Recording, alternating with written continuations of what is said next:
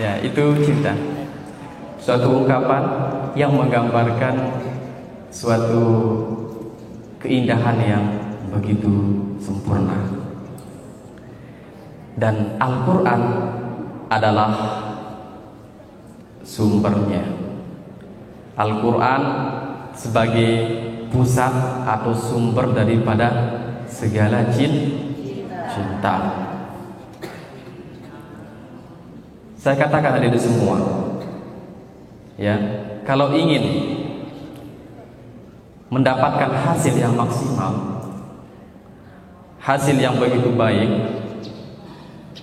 terhadap segala apapun, terlebih terhadap Al-Quran, mulailah dari cinta. Mulai dari cinta.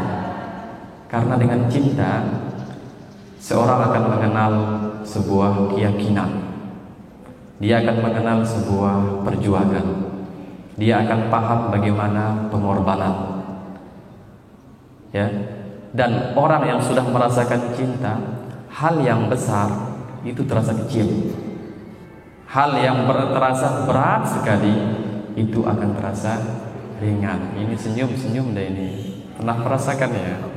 Ya?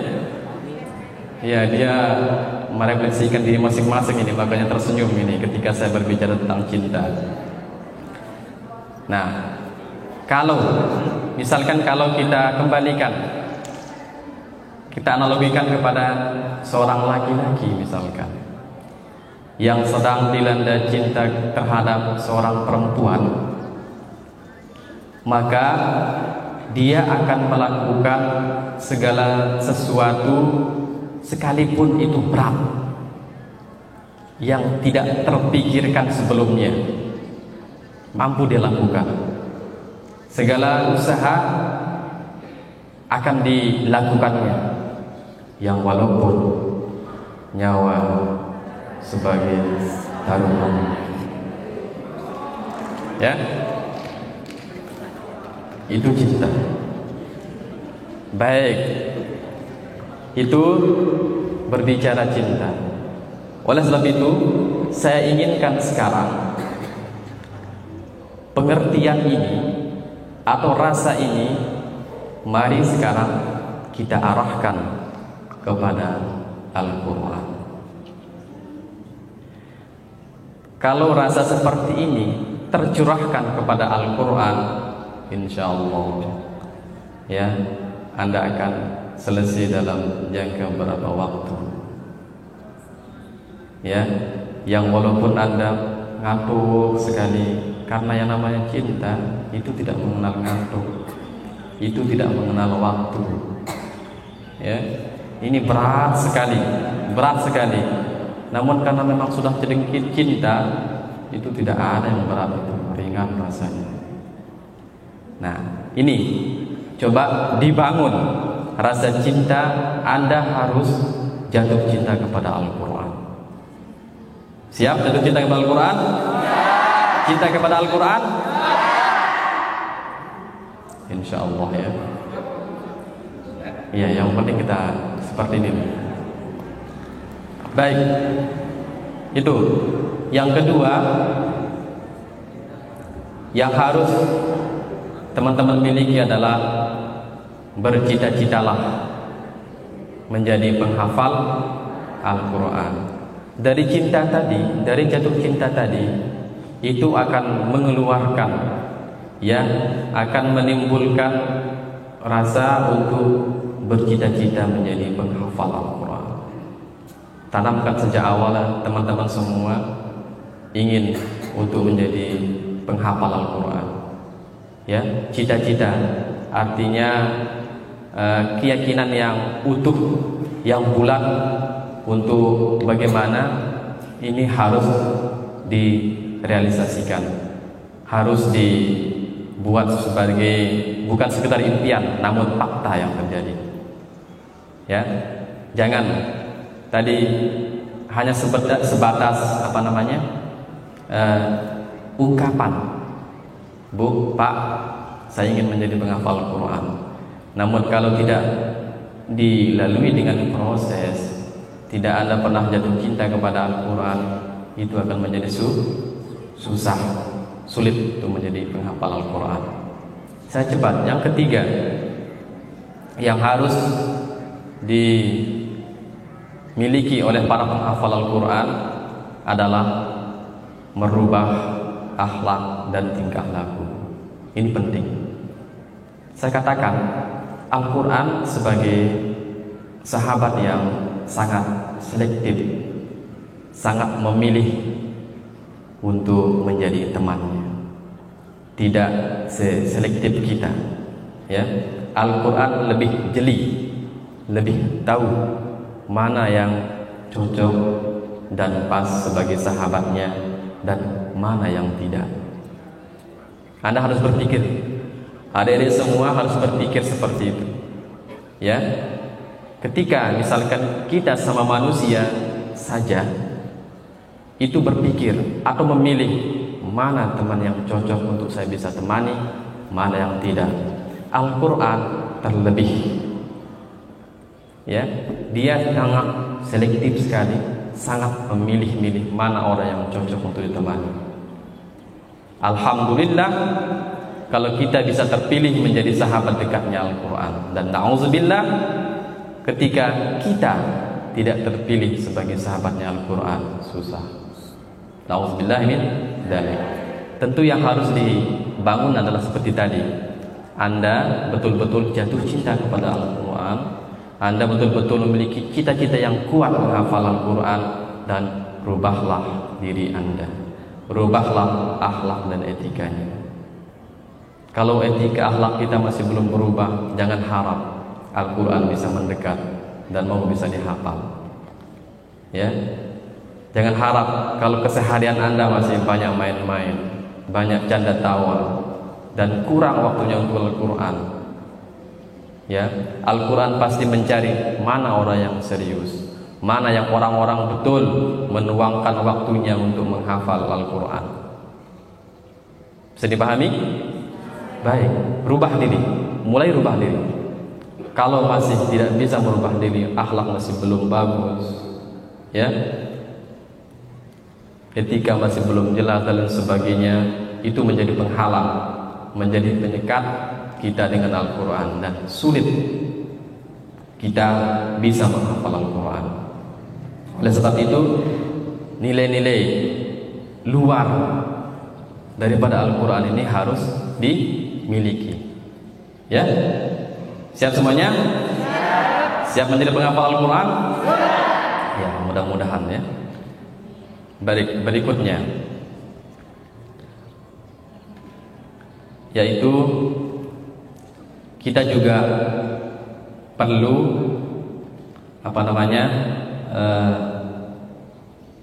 memulai menghafal Al-Quran itu mulailah dari tahsin. Paham? Perbaikan bacaan. Kalau belum memperbaiki bacaan, kemudian nanti mulai menghafal Al-Quran, itu yang akan menjadikan nanti bisa, kalau saya istilahkan itu dalam menghafal Al-Quran, itu bisa salah rekam. Salah rekam. Kenapa? Misalkan masih belum bisa tahu panjang pendek, tajwid masih berantakan, makharijul huruf masih belum jelas, kemudian langsung menghafal Al-Quran, ini bisa jadi nanti salah rekam. Padahal yang kita inginkan, rekaman yang masuk itu sudah bagus. Dan ingat, rekaman awal itu sangat kuat sekali, ya, dan sulit untuk digantikan kecuali kita berkali-kali untuk mengulanginya. Oleh sebab itu nggak apa-apa lama, namun kita sudah betul-betul bagus bacaannya sehingga antum enak, sebagai bertasbih juga enak. Nah, bisa dipahami? Baik, itu awali dengan tahsin. Sebelum menghafal harus periksa dulu bagaimana bacaannya, bagaimana tajwidnya, makharijul hurufnya, supaya apa? Tidak salah dalam menghafal Al-Quran. Baik, berikutnya yang saya ingin katakan adalah tentu kemuliaan sangat banyak dimiliki oleh orang-orang yang menghafal Al-Quran. Salah satunya dalam hadis Rasulullah SAW, "Iqra'ul Quran, fa innahu ya'ti yawmal qiyamah syafi'an li ashabi." Bacalah Al-Quran, karena Al-Quran itu nanti akan datang memberikan pertolongan kepada sahabatnya. Siapa sahabatnya? Orang-orang yang telah membaca dan menghafal Al-Quran ketika hidup di dunia. Baik, ketika kita di dunia memiliki banyak sahabat, namun ketika sudah meninggal dunia, tidak satupun orang-orang yang menjadi sahabat karib kita, sahabat dekat kita, akan sanggup menemani kita kalau sudah meninggal dunia. Ada yang sanggup di sini? Misalkan ada temannya meninggal dunia, berpesan ya kepada sahabatnya, nanti kalau saya meninggal dunia ikut ya, gitu ya, atau temani saya cuma lama aja gitu. Ada nggak? Yang walaupun dikasih 1 M atau 1 T itu pasti dia berpikir buat apa menemani mayat gitu kan. Nah, maka kita perlu ada sahabat di alam barzakh itu, kubur itu. Dan saya katakan kembali bahwa jalan teman-teman semua ini merupakan jalan untuk mendapatkan sahabat karib itu, sahabat dekat itu, yaitu Al-Quran. Ini lebihnya Al-Quran. Al-Quran itu sahabat lintas alam. Lintas alam. Al-Quran bisa menjadi sahabat dunia, terlebih di kubur maupun di alam akhirat. Dia tembus, dia bisa. Dia di dunia berupa lembaran, namun ketika hidup di alam barzakh dia akan berubah wujud menjadi manusia yang tampan sekali atau bidadari yang sangat cantik sekali. Itulah Al-Quran. Bahkan dikatakan ya, seorang siapapun nanti masuk ke dalam kubur itu, api itu mengelilinginya. Api itu akan mendatanginya dari arah kepalanya, keluar api, namun terhindar, namun bisa dihalangi oleh seorang. Pindahlah api tersebut lewat jalur kakinya, dengan hal yang sama api pun tetap terhalangi. Bahkan api pun bertanya, "Hei, siapa engkau? Sebegitu perjuangannya engkau di dalam melindungi mayit ini." Apa dikatakan? Saya adalah Al-Quran yang dibaca, Al-Quran yang dihafal selama hidup di dunia. Semoga kita mendapatkan ini dari semua teman-teman semua ya. Oleh sebab itu saya ingin katakan, istiqomahlah bersama Al-Quran.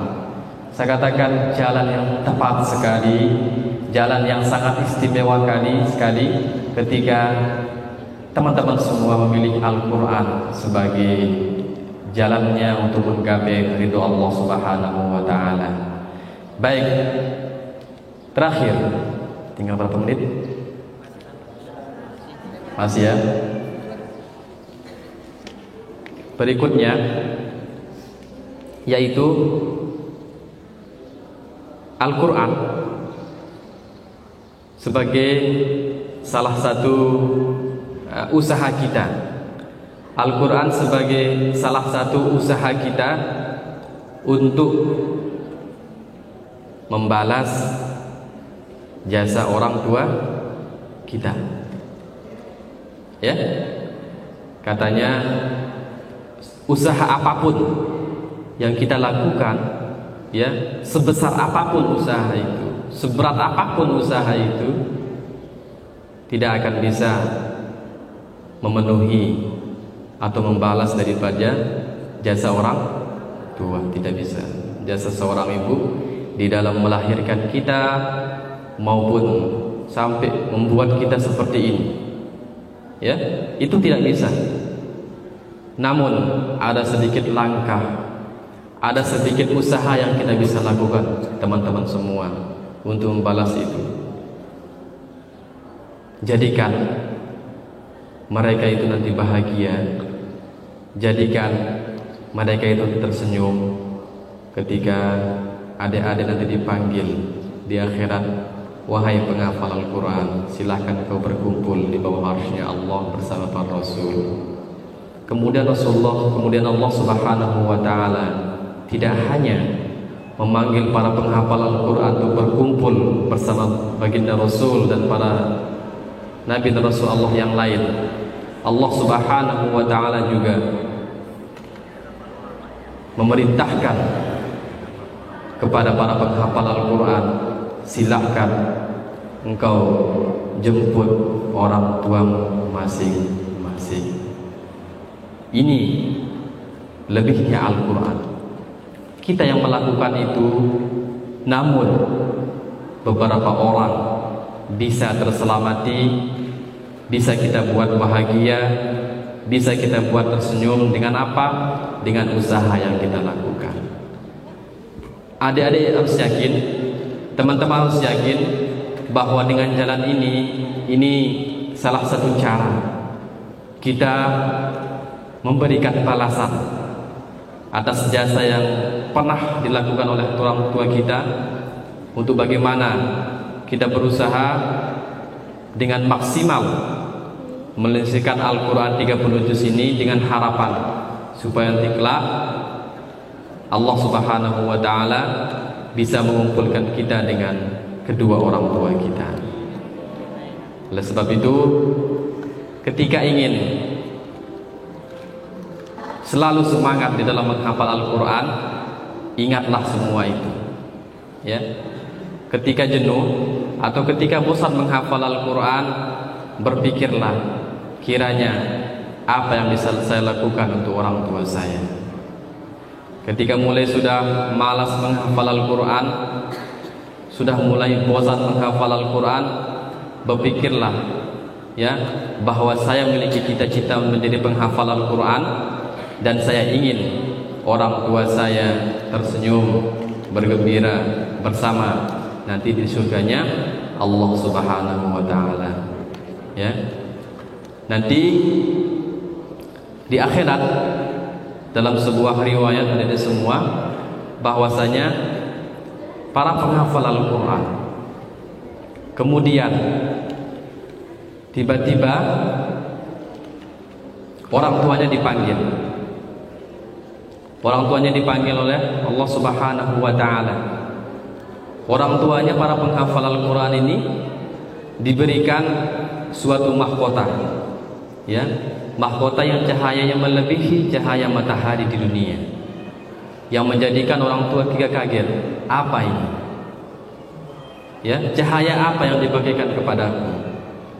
Tak lama setelah itu Allah Subhanahu wa Ta'ala juga memerintahkan, berikan bagian kehormatan kepada orang tuanya. Orang tua pun kaget, nikmat apa lagi yang saya terima ini? Mereka kaget dan bertanya-tanya, dari mana semua nikmat ini?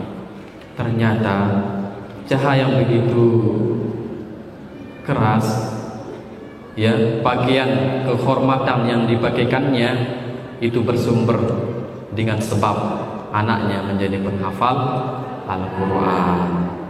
Mau bersama orang tua yang di surga? Mau bersama orang tua yang di surga? Hafal Al-Quran. Hafal Al-Quran. Anda tidak rugi, ya. Anda tidak rugi, sangat mudah sekali.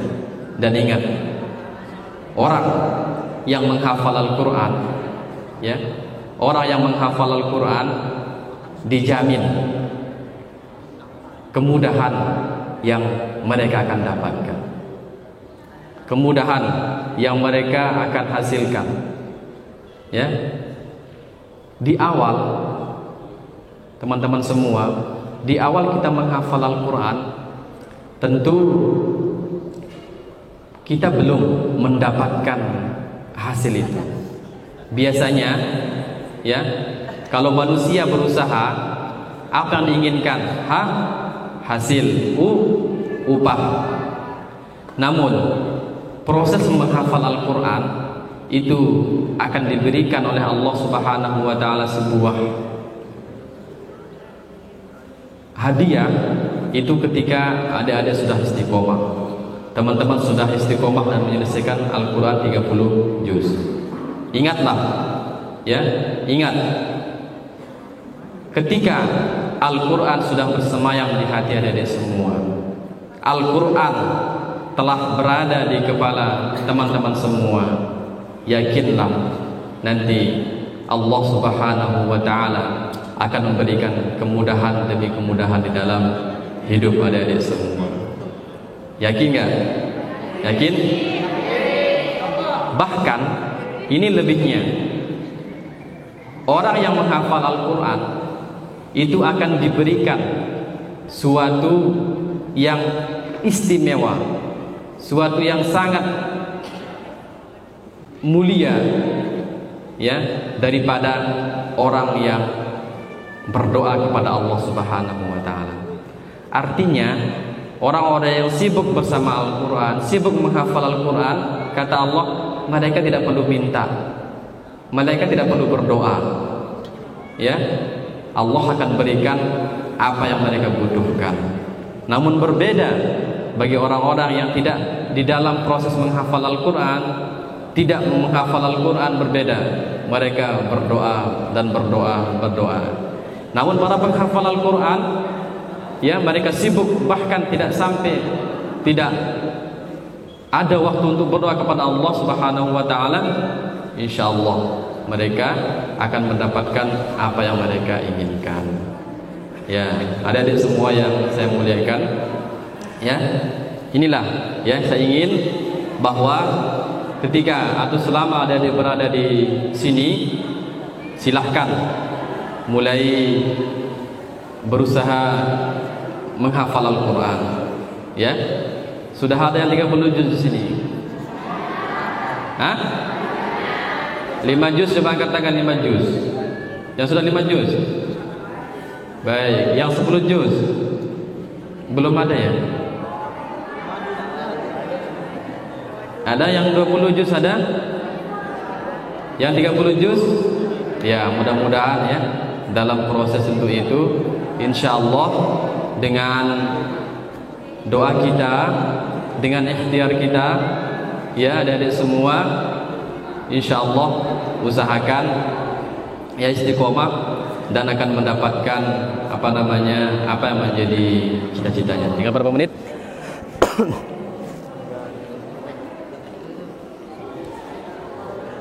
Apa?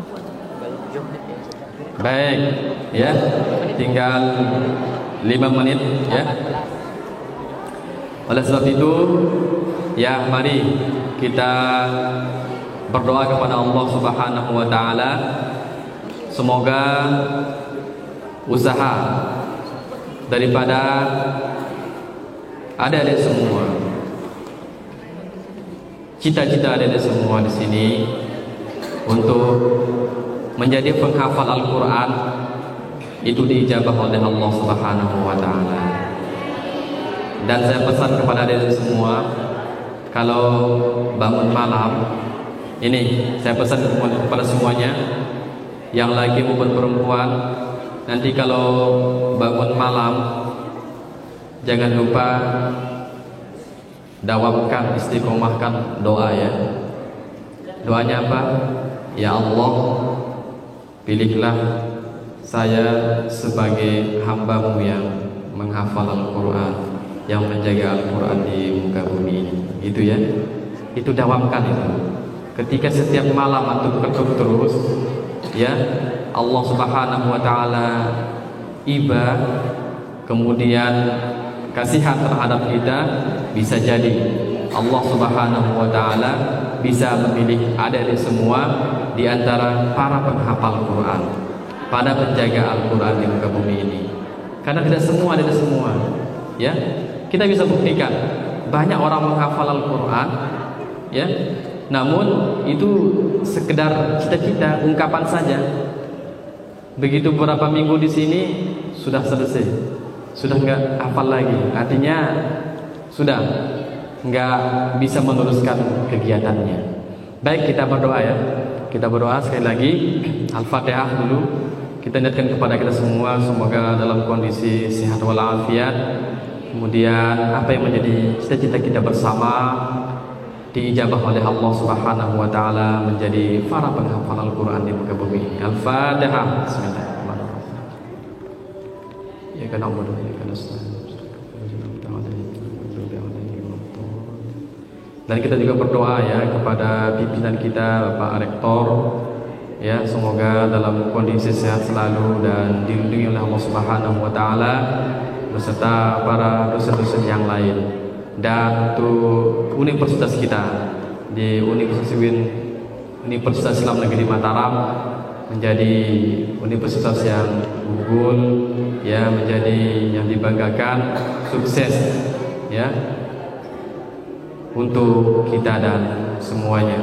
Al-Fatihah. Bismillahirrahmanirrahim. Alhamdulillahirabbil alamin. Ar-Rahmanir Rahim. Maliki yaumiddin. Iyyaka na'budu wa iyyaka nasta'in. Ihdinas siratal mustaqim. Siratal ladzina an'amta 'alaihim ghairil maghdubi 'alaihim waladdallin. A'udzu billahi minasyaitonir rajim. Bismillahirrahmanirrahim. Alhamdulillahirabbil alamin.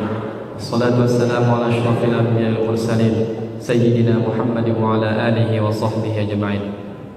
اللهم اغفر لنا ذنوبنا ولوالدينا وارحمهم كما ربونا صغارا ولجميع المسلمين والمسلمات والمؤمنين والمؤمنات الأحياء منهم والأموات.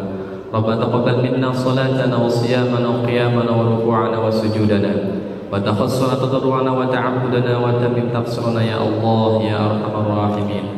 اللهم نور قلوبنا بتلاوة القرآن وزين أخلاقنا بجاه القرآن وحسن أعمالنا بذكر القرآن وبيض وجوهنا بمضبط القرآن ونور قلوبنا بنور القرآن ونجنا من النار بكرامة القرآن ونجنا من النار بكرامة القرآن وأدخلنا الجنة بشفاعة القرآن وأدخلنا الجنة بشفاعة القرآن.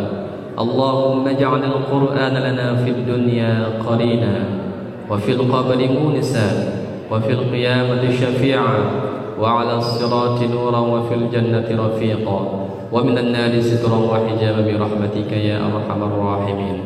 ربنا هب لنا من أزواجنا وذرياتنا قرة أعين واجعلنا للمتقين إماما. اللهم اجعلنا وأهلنا وأولادنا وذريتنا من أهل القرآن وخاصته. اللهم اجعلنا وأهلنا وأولادنا وذريتنا من حفاظ الكريم من حفاظ القرآن الكريم برحمتك يا أرحم الراحمين. يا ميسر يسر يا مدبر دبر يا مسهل سهل علينا كل عسير بجاه البشير النذير. ربنا ظلمنا أنفسنا وإن لم تغفر لنا وترحمنا لنكونن من الخاسرين. ربنا آتنا من لدنك رحمة وهيئ لنا من أمرنا رشدا. ربنا آتنا في الدنيا حسنة وفي الآخرة حسنة وقنا عذاب النار. وصلى الله وسلم على سيدنا محمد وعلى آله وصحبه وسلم. سبحان ربك رب العزة عما يصفون وسلام على المرسلين والحمد لله رب العالمين. الفاتحة.